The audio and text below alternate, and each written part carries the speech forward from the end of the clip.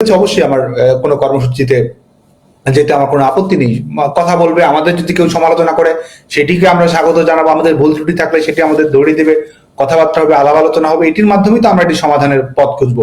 তো সেটিকে তো আমরা সবসময় স্বাগতই জানাই। তো সে কারণে তারা কর্মসূচি আলোচনায় অংশগ্রহণের আহ্বান জানিয়েছে, আমি রাজি হয়েছি।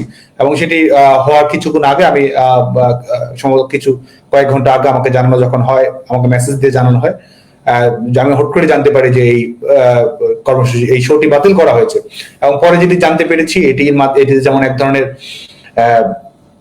ফ্যাসিস্ট কায়দায় সামাজিকভাবে এটির একটি বৈধতা দেওয়ার চেষ্টা করা হয়েছে, আবার সরকারিভাবে এই অবৈধ সরকার, এই বেসরকারি সরকার, এই সরকারে যারা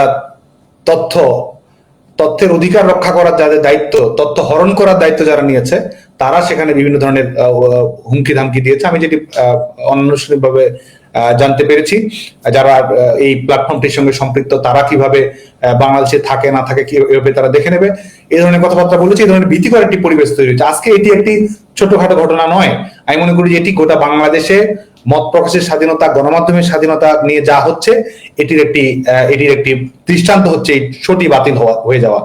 এবং সবচেয়ে বড় কথা, আজকে টেলিভিশনগুলো কি বলবে, বাংলাদেশের টেলিভিশনগুলো কি বলবে, বাংলাদেশের টেলিভিশনগুলো কি দেখাবে, কতটুকু দেখাবে, বাংলাদেশের টেলিভিশনগুলো কাকে ফ্যাসিস্ট বলবে, কাকে ফ্যাসিস্ট বিরোধী বলবে, এটি নির্ধারণ করে দেওয়া হচ্ছে যমুনা থেকে।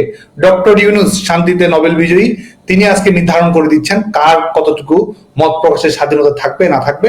এবং তারা সুস্পষ্ট হয়ে বলে দিচ্ছে সরকারি বয়ানের বাইরে অন্য কোনো বয়ান কেউই দিতে পারবে না।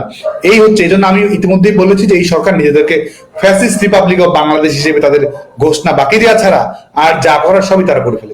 এটা আপনি যখন ধমকটা বললেন, তাহলে আমার এটা বলতেই হয় যে আমি সার্জিস, হাসনাত, নাহিদ, মাহফুজ, এদের কারো ধমকে আমি এই জায়গা থেকে সরে আসছি, ব্যাপারটা এরকম না। যেহেতু একটা আইন আছে, সেই আইনটার উপর ভিত্তি করে সেই আইনটার কিছু ইমপ্লিকেশনস আছে, কিছু জায়গা এরকম আছে যে জায়গাগুলির মধ্যে থেকে আমার লোকজন, আমার এখান থেকে মামলা হইতে পারে 10টা, এবং এই সরকারের এই সামর্থ্য নাই এই মামলা থেকে আমাকে তারা রক্ষা করতে পারবে। ও হয়তো মামলা করবে না, কিন্তু 10টা জায়গা থেকে যখন মামলা করা হবে তখন ও বলবে যে আমি তো জানি না, এটা মব